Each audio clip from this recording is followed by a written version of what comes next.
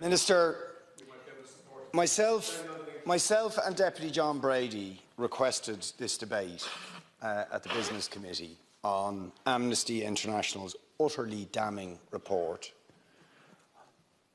that Israel is a state that is operating a system of apartheid, and in doing so are committing crimes against humanity, and call for sanctions to ensure that that system, that inhumane and inhuman system, is dismantled.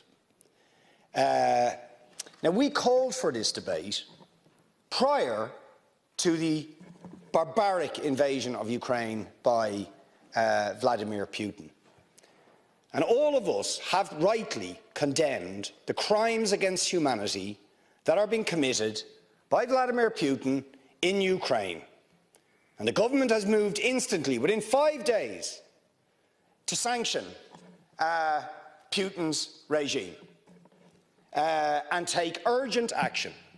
And the strength of language that was used, rightly, against Putin as a barbarian, as a thug, as a murderer, as a warmonger, all of which are true, all of those things apply to the State of Israel in its treatment of the Palestinians, and yes, the government is concerned about its use of language and doesn't feel it is appropriate to even use the word apartheid when Amnesty International, the most respected human rights organisation in the world, and Human Rights Watch, within a very short period of time, issue these damning reports, saying that Israel, since its foundation, has been built on a system of oppression and domination and apartheid and racism, involving the murder of unarmed, innocent civilians on a regular basis,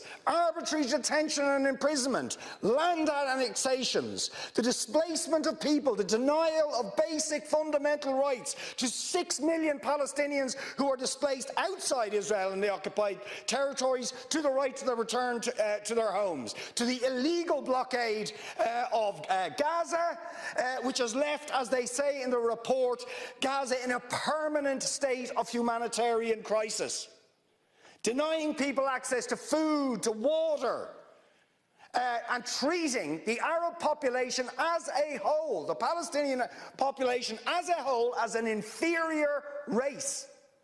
I mean, it doesn't get stronger than this. And yet you want to be careful about your language. You're happy to correctly use the most strong and robust language to describe the crimes against humanity of Vladimir Putin, but you will not use the same strength of language when it comes to describing Israel's treatment of the Palestinians, when it is now being documented and detailed by two of the most respected human rights organisations in the world, and indeed has been alleged by dozens and dozens of non-governmental organisations, and to be honest, anybody who looks honestly at the decades of brutal, inhumane persecution of the Palestinians, successive assaults on Gaza, the annexation of their land and territory, the systematic application of apartheid rules, you don't want to even use the word apartheid. Never mind sanctions. 5 days sanctions against Putin and his thugs, 70 years of oppression by the Palestinians, and it wouldn't be, what was the word you used? It wouldn't be helpful to impose sanctions. Amnesty International are calling for Israel to be referred to the International Criminal Court for crimes against humanity. Will you support it? They are calling for targeted sanctions against Israeli officials who are perpetuating the system of apartheid, just exactly the same types of sanctions you've just initiated against Vladimir Putin. Will you support it? And I think the answer is clearly you're not going to. And then we ask the question, why? Why? Now, you see, if you're going to have moral standards, those standards have to be consistent. Otherwise, they are not standards at all. They are just cynicism.